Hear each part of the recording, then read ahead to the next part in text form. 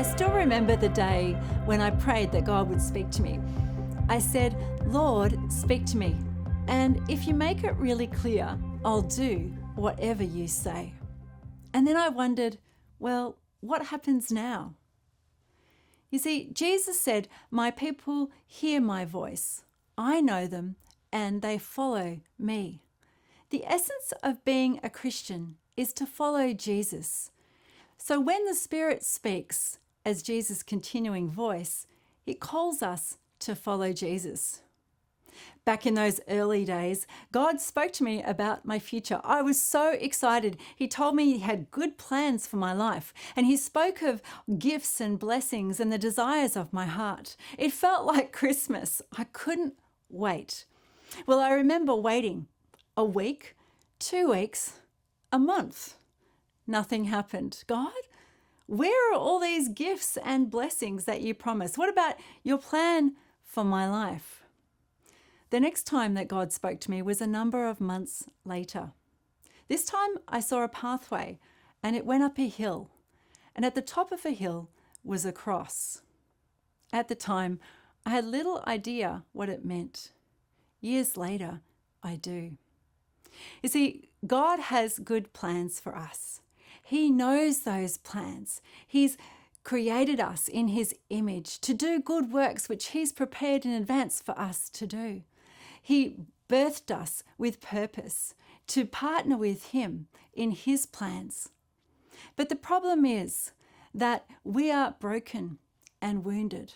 We have sin and selfishness. There are things in our hearts that stand between us and God.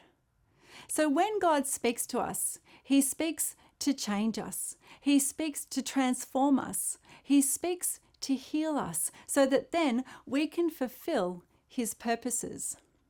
So typically what God starts to speak about is those areas of our hearts. Ultimately, our pathway hearing God's voice will lead to a cross. It will lead us to do things that we don't want to do. It will lead us to be generous to those who steal from us. It'll lead us to be kind to those who mistreat us, to forgive those who hurt us. It will lead us to follow in the way of Jesus. And it will mean crucifying the old self that's full of sin and selfishness and death. God speaks to put our sin to the cross. But the good news is that at the other side of crucifixion is resurrection. And what that means is that when I listen to the Spirit and when I follow Jesus, that those things will die and I will experience God's resurrection life. I will experience His transformation. I will become like the person God has created me to be. And then I'll be able to fulfill God's purpose in my life. Years later, I've experienced many of those gifts and blessings that God promised me. He's begun to fulfill His plans in my life. But at the same time, I've realized that when God speaks and He calls us to follow, there will be a process that will take time, a process where we take up our cross, as Jesus said. We deny ourselves and we follow. A process where God does a new thing in our hearts, where He puts to death the old person and He resurrects the new.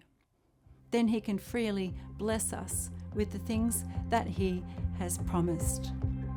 Ultimately, when we hear the voice of the Spirit, it will call us to follow Jesus. It will mean that we become like the person we're created to be and will be able to receive all of the blessing that God has for us.